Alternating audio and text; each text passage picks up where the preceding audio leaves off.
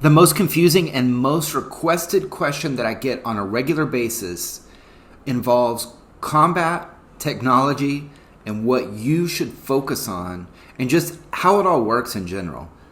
The system used in War and Order to determine who wins or loses a battle is both complex and pretty easy to understand when you break it down. I will make my attempt here to explain the attack side of the battle in this video.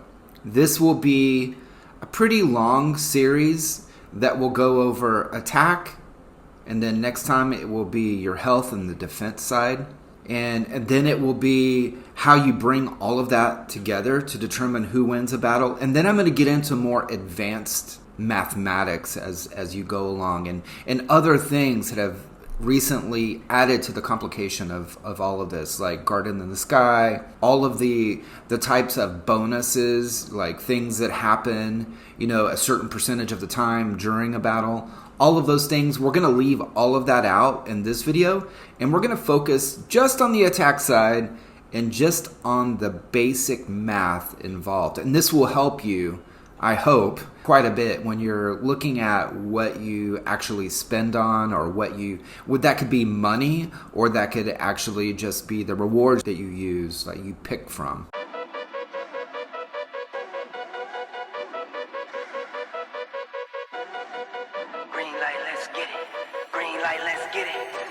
Hey guys, this is Heretic, and in this video, which is part 1 of the War and Order Battle Mechanics series, I'm going to discuss how battles work, how your technology works in a battle where you're fighting against another player.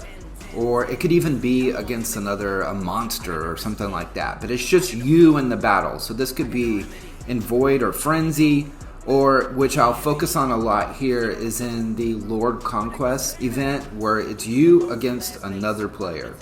But before we get too far, if you play War and Order or any mobile game, strategy game, or any other mobile game, and you enjoy videos like this, let me know in the comments, and click subscribe if you haven't already. It helps so much in the algorithm so that my videos get on the top when someone's searching for War and Order or for mobile game strategy. So let's go ahead and get started. Alright, to start, we're going to focus on player versus player. The information here works for Elite Wars, Fortress Wars, other events like Brave Valley, Lord Conquest, etc. And also in your battles in your realm. So any of the kill events, whether that's the kill events that you get at the beginning, which is just against someone else in your realm, or in Void or Frenzy. The information applies in all cases, but I'm not going to go over formations in detail in this video. We will later on, but I'll touch on it a little bit here. So let's start with how a battle works behind the scenes. Let's say under what you actually see here in the battle reports, which is they've added so much information to the battle reports, but it still barely touches upon what really is happening here. Every battle is actually many different battles that are occurring in just a couple seconds in an attack. So, like in this video, you can see there's many different waves of soldiers. You have your first line of your infantry or your cav, and then you have another line of infantry and cav. And let's say you have maybe 10,000 in each wave that are going through.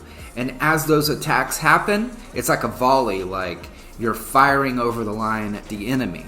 And so, by and large, you're going to be attacking first the front line of the enemy and then the back line. There's mechanics that can happen. There's things that will have you attack, a chance of attacking the back line, or if the formation is really messed up, then you'll be attacking their back line, or if they run out of back line, then you'll be attacking. So just so you know, the front line is your cav, your infantry, and I'm going to include angels here as well. So they're the troops that are going to be able to absorb the most amount of damage that will then allow your backline, which are your archers or your mages, to attack. And so think of them as, they're far back in the battle and they're just firing over the lines in waves, trying to hit and knock out the opponent's infantry and cav, right? And so they're not getting hit hopefully.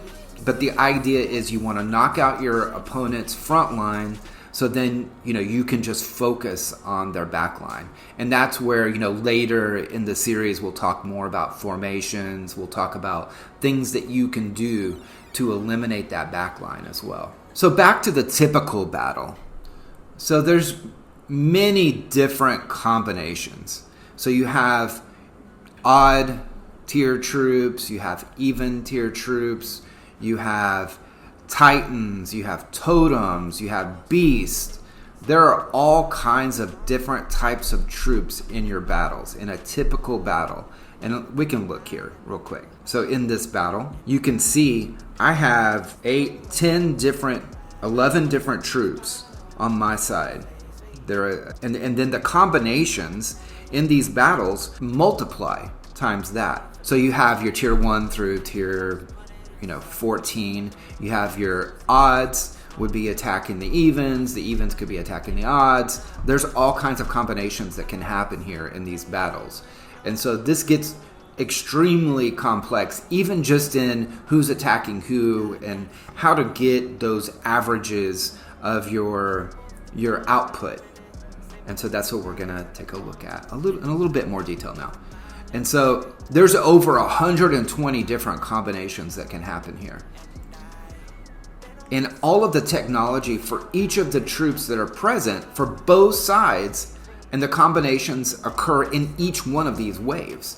So again, this gets extremely complex, and there's a big calculation that's happening behind the scenes.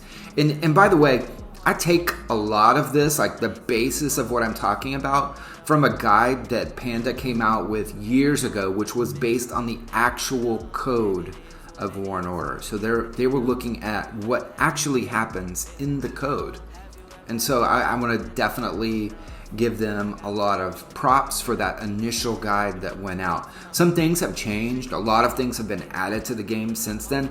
But that basic understanding of what is happening behind the scenes is critical to understanding War and Order and how you play it and what you should focus on and what you shouldn't focus on.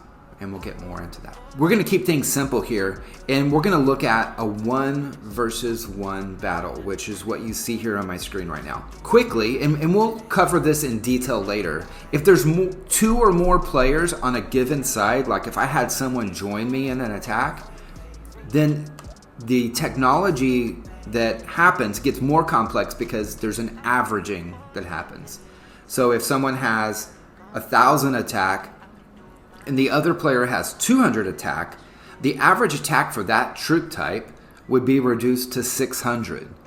And so when you have a really strong player that's going out and attacking, you don't often want your low technology players joining them in a particular battle, because that will actually reduce the effect that they have. They'll actually get less kills in that battle. There's a potential that you would lose a battle by adding someone to it. So keep that in mind. But we're going to cover that in a lot of detail later on. To be just as simple as we possibly can, to keep this video under an hour, we're going to go 1 versus 1. So we're going to take a look at my technology in this recent fight, and we're going to compute my actual attack output. So here in this Lord Conquest battle, what's interesting here in Lord Conquest is both sides retain all of their attack. And so it's interesting because, and we'll get into a lot of detail later, when you have damage modifiers to your attack. And it's interesting here because you don't have to consider damage modification when it comes to on defense. All right, so in this report, you can see, I'm going to go down here, you can see that my mage attack is 744.4, and also, as a part of the Lord Trials, I have another 92 attack. And so if I add those together, I get 836.4. My damage, again, we're going to keep this as simple as we possibly can, but my damage is 32.4. Plus, if I look at my damage while attacking, is 68.3. And then if I look up here, I got another 7% in the trial. So I'm going to add all of that together, and it comes out to 107.7. For this video, I'm going to keep it as simple as possible, and I'm just going to say 100. All right. So in this example, my added attack is 836.4. And if I look at my troops, go over here, and if I look here, and I look at mages, my base attack is 301. So this is a very misleading stat here. So it says my attack is 301. That's actually damage. So that's one thing to consider here. Another is there's a concept here of diminishing returns. And to quickly kind of explain that, on my attack, so I have this 744 attack plus the 92 is 836. In War and Order, and this happens in most games, once you go over a certain threshold, the actual points that you see are reduced. So for attack, that threshold is 360%. So everything over 360% goes down to 0.3 per point. So in my case, my attack is 836.4. If I take that and I subtract the 360 base, now the 360 is where you hit that threshold. So if I subtract that by the 836.4, I get 476.4. And if I multiply that 476, which is the amount over the 360, if I multiply that by 0.3, I get it goes down to 142.92. Now if I add that to the 360, I get to 502.92. Now, now we can add in damage. Now keep in mind, there is no cap to damage. So you could go to 1,000 damage in here and it would be 1,000, right? It wouldn't be reduced at all. And that's what makes damage so much more important than attack when you're looking at technology, when you're looking at upgrades. So let's go ahead and compute this in a very simplistic way. I take my 301 base, which is what my troops have, right? We looked at that on the barracks. If I take that 301 base and I multiply it by 5.0292, which is, the 502.92%. So if I multiply by 5.0292, that gives me a base, like my output is 1513.8, and I'm just rounding here just to keep this easy. To keep it easy, in addition here, I'm going to go ahead and add the damage. The damage of my mages for this battle is 107.7, right? Which here we're just going to say 100. So it's 100% over, like multiplied times my output of 1513.8. So I just double, right? 100% would be twice as good, right? 1513.8 to 3027.6. So I know there's a lot of math here, and this is the most basic way to explain it. So my output is for this battle is 3027.6 on the basic level, right? And before I move on, I want to show you one thing. So, and this is this is in discussion right now in my alliance. We're talking about base. The only place that I know where you can increase your base on your attack is here. So it's the 3rd level in Mystic College, and I don't have any of it yet, and it goes 2, 4, 6, 8, 10. So if I take this 5th level, which is 10, and I add it to that 301 base, that gets me to 311.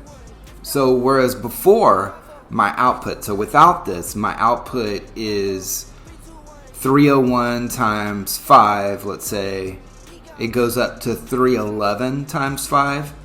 So instead of the 3027, I go up to 3128. So I would take the 311 times the 5, and then I would, which is 1564, and I double it, to get my output, right? Taking into that damage and that 100% damage increase, right? So that gets me up to 3128 damage output. So it is almost, for each 1 point that you add to your base here, it is like adding 10 damage. So going up by 1 level is like going up 20 damage. Going up to the 10 is like going up 100 damage. So this is super important. If you're able to get to this, and you will, if you stay and you play a long time, you're going to have the Azurite, you're going to have the level, you'll be able to get this even if you don't spend a penny. This is something this is well worth actually putting your Azurite into. So one thing, and we'll discuss it more in the next video, is how damage modifiers on defense will affect your damage output. So when you're attacking them, how does that damage reduction, how does that get accounted for and when it does? But to the original questions that I received when you're choosing your items and your technology to focus on, remember that it just depends, and that your damage items are at least 3 times more important than your attack once your attack reaches 360%. And that can happen pretty quickly depending on where your technology is. So when someone asks me where to get technology and what to focus on, I say always focus on the items that cost the least for the amount of the upgrade that you get. So if you haven't invested, and I'm saying dollars or just in rewards, like say in totems, if you haven't invested in totems, you haven't invested very much, then focus on totems. If you haven't invested at all in your Elder Titan, then go ahead and do that. Do what's going to give you the biggest bang for the amount of money that you're spending. That's always going to be the case. Always the case. So in my example, I want to show one thing. So I'm up here in totems. And if I look up here, I'm towards the very end here. And what happens? I'm going to reach this damage taken reduced when attacking. This is another damage modifier. This is a lot more important than these attack or these attack or HP or defense type technology points that I could get. So anytime you're getting up to something like this, damage taken reduced, or you get to one here, archers and damage dealt boost. So this directly goes to that damage modifier, which is much more important, 3 times more important than anything that you're going to get as far as your attack. So definitely focus on that. If you can get up here, get this. If you are, you're wondering, should I spend my Azurite on a Mystic College upgrade or something like that? Or should I just go up and I'm right at that next level where I can get my next tier of troops? Get your next tier of troops. If you look in here, what you'll see is, I'm going to go over here real quick. So my tier 13, my attack from mages is 301. If I go down to 12, it's 273. Well, that difference, that 28 damage base is so much more important than almost anything that I'm going to get from attack or from even just from damage. Just this base is so important because of the way that it multiplies. So another thing, like if I'm, you're looking at your Star Palace and you're looking at Leo here. Leo has mage attack. If I have the choice between upgrading this, which I do, right? Or Capricorn, which mage damage is one of my modifiers here, one of my stats that I can increase here, I'm going to definitely go for mage damage before I would go for the Leo mage attack, because I know that attack is 0.3. The damage is 3 times more effective than the attack base that I would get, or the attack that I would get here. So keep that in mind whenever you're doing upgrades. Look for things that are going to increase your damage or your damage reduction on the defensive side, and we'll go into that more into detail in the next video. And again, in our next video, we're going to discuss the defensive side, and then later we're going to pull everything together and look at how the battle is actually won. So when you look at someone super strong, a max player, and you look at someone just below them, how could someone, that has higher technology seemingly in a battle report lose to someone who seemingly in the battle report has less technology? So there's things that are happening. There are variables that are happening. There's a roll of a dice that's happening. Think of it that way. And there's also these things like we were looking at in the Mystic College that would never show up. It would never show up. You both have tier 13, but one of you has the base increase. That doesn't show up anywhere in your battle report. And so that could be the difference between winning and losing a battle. And we're not even talking about formations, which is super critical, and we're going to get into that later. But this series will definitely take me out to the end of the year, 2025, and there will be deeper dives, and we're going to get into more of the advanced math that determines who wins and who loses. There's a lot of things. If you look over and this is where it gets super complex, but if you look at things here in the Garden of the Sky, and you have all of these things that, give you, increases damage dealt by your archers for 15 seconds, that sort of thing. I mean, imagine all of these things happening in just a second or two behind the scenes. And it's so difficult in multiple waves. So there may be 50 waves in one battle. And all of these things are happening in just a second. And so it is really important that you think of things beyond what you see just in those battle reports. And we'll talk more about that as we go along in the series. And with that, take care.